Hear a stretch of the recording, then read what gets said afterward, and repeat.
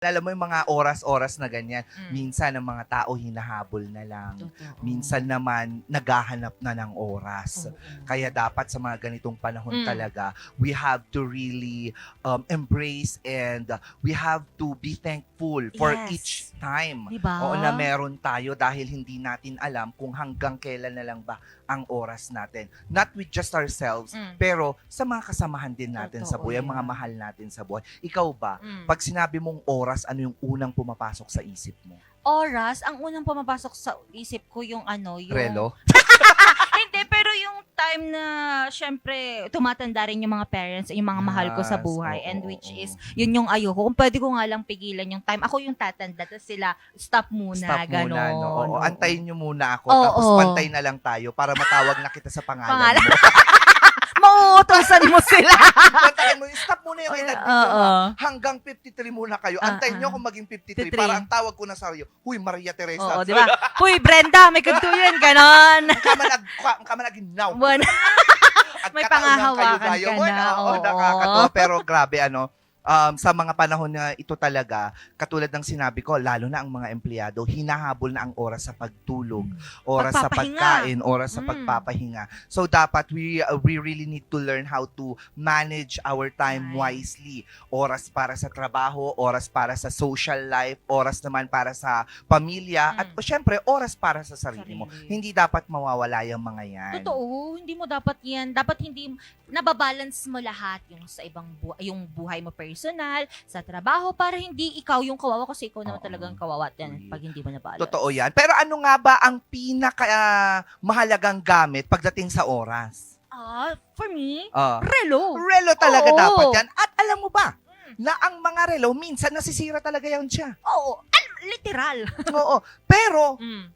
sa digital age natin, uso pa rin ang mga makaluma o yung classical na relo. May nakikita nga ako dito, nakarelo. I-flash nga natin yung kamay ninyo dyan sa camera. Oh, Yan. ano yan? 15 Yan, million? oh, mahal yan. Mahal Mahal yan. yan. Oo. Pero tignan mo naman yung isa, kahit Oo. anong edad niya, pero Digital. Parang baliktad. Dapat nagpapalit sila eh. oo nga, teka lang. Tignan mo. Tignan Yung natin. isa, Ano yung na yan? isa, naka-classical. Oo. Yung isa naman, naka-digital. Pero sino- yung edad niya, Niya, parang hindi yata pantay. Oo.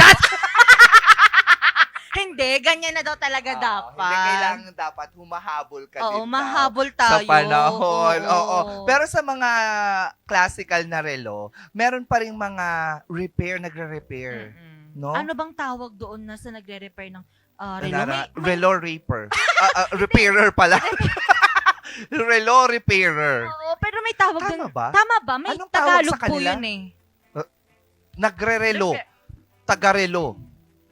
Kung sa sapatos, Relo.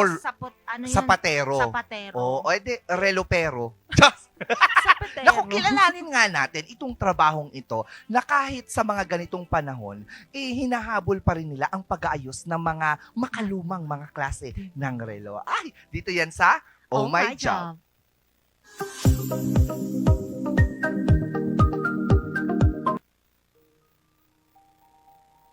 Sa gitna ng abalang lungsod ng Baguio, may isang tahimik na kamay na nagbabalik ng oras, hindi lang trabaho, kundi alaala. Sa bawat segundo, may kwento. Kilalanin natin si Manong Mario, 24 na taon ng watch repairer, dito mismo sa tabi ng Harrison Road, na araw-araw binibigyang buhay ang mga hihintong oras. Kayang buhayin ni Manong Mario ang bawat orasana. Hindi biro ang maliit na tornilyo, hindi basta hawak, dapat may tiyaga at puso.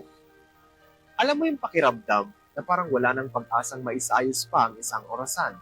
Pero may mga taong kayang magbalik ng galaw nito. Ganyan si Manong Mario. Hindi lang relo ang kanyang kayang ayusin, kundi ang pagbabalik ito sa tamang oras, lalo na sa mga taong umaasa sa kanya. Basta may kitang korte, okay. Talagang ganito na lang ang iba na nakuha ka. Siyempre, yung dapat magtsaga-tsaga, tapos saka huwag kang mangluloko ng kapwa mo para at least dadami yung customer mo. Pumarehas ka lang. Kasi kung nangluloko ka, babalik din sa'yo yun. Kasi wala namang yung paghahanapan ng buhay, hindi ganito lang. Basta importante, hindi ka naglalumang mo kapwa. Pero sa panahon ngayon, may kalaban na ang orasan. Halos huwag na kasi marami nating lumalapos na cellphone, may oras na, kaya nahati na. Di tulad noon na wala pang cellphone, marami talaga ng bako. Kasi kailangan nila talaga yung oras. Pero meron pa rin kasi tumatagal din nahanap din nila yung kaliwan nating rin. Kahit ganun, hawak pa rin niya ang tiyaga at ang pagmamahal sa trabaho. Magkukunti na talagang tsaga pa rin. Kasi nga marami na rin na akong customer. Basta importante, di ka naman nandulok para at least babalik at balik siya kung gusto. Ay, doon na lang kasi okay naman siya. Madali lang kausap. Pero kung iniisnab mo na may mga customer mo na inaaway mo, mahirap. Wala ka rin customer. Sa likod ng matyagang kamay na yan, hindi lang kasanayan ang puhunan, kundi oras at dedikasyon. Kahit minsan, walang katiyakan ng kita, tuloy lang ang pagpihit ng tornilyo. Sabi nga ni Manong Mario, Okay lang naman kasi yung panlologi naman, minsan ibabalik din kasi yung trabaho natin talagang mayroon na kayo. Basta importante, panaalangin ka lang sa taas, okay na yun. Hindi mo nakakalimutan, di ba? sa bawat relo na gumagana muli, hindi lang oras ang naibabalik, kundi tiwala at minsan mga alaala ng isang tao. At sa maliit na bagay, doon nasusukat ang tunay na halaga. At sa patuloy na pag-ikot ng mundo, nandito si Manong Mario, patunay na ang oras kapag pinapahalagaan, hindi kumukupas.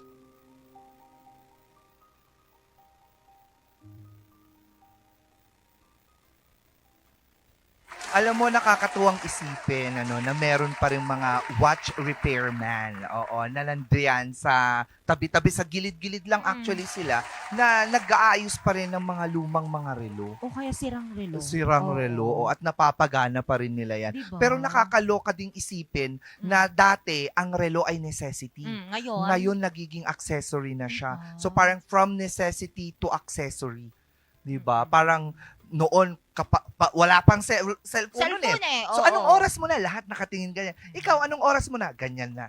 Diba? 'Di ba? Oo. At Oo. saka nakaka-proud and talagang kahit meron na nga yung mga bago ngayon, digital, may cellphone andyan pa rin sila at hindi nila binibitawan yung mga ganong trabaho na alam nilang kahit mahina na yung kita nila Yes. because nga may digital watch na and everything, Oo. pero andyan pa rin sila. Tama, at pinapanindigan pa rin nila yung trabahong nakagisnan nila at nakagisnan din ng iba. Totoo. Dahil sila lang yung kilala na ganun eh. Mm-mm. 'Di ba? Diba? Oo, kung ilang dekada rin yan. Siguro pinasa-pasa rin yan. Speaking of pasa-pasa, si Papa may relo siyang super old. Sabi niya, gusto mo ba ng relong to? Sabi niya, nung una ayoko, pero parang feeling ko ngayon, pag uuwi ako, tatanggapin ko yun kasi pamana na siya eh. Totoo. Tapos, ang mga classical na relo na, magiging mahal yan in the future. oo. Diba? Totoo yan. Magiging mahal yan sa mga susunod na panahon. Kaya, itabi mo lang yung relo mo. Pag uwi ko, aangkinin ko yan. Ay, oo. Ay, saya naman nung Ikaw ba ganon. meron? Meron yung si sa father ano, mo? no, hindi sa father pero from my lola. Ay, meron Oo, din siyang lola. relo. Oo, noon At pa very nung... vintage. Oo, ang dami niyang mga pinapamana sa akin. Thank you, kahit nandiyan ka na. Thank you for that. Totoo? Oo. Ano yung pinaka naalala mong pinamana niya sa'yo? Mahilig kasi ang lola ko sa mga korerete sa mukha. Kolerete sa- Korerete, oo. Oh. Mga hikaw, relo, yan talagang pinamana niya sa akin. Hindi ba ang kolorete makeup? Hindi, yun yung tawag namin. Bakit ba?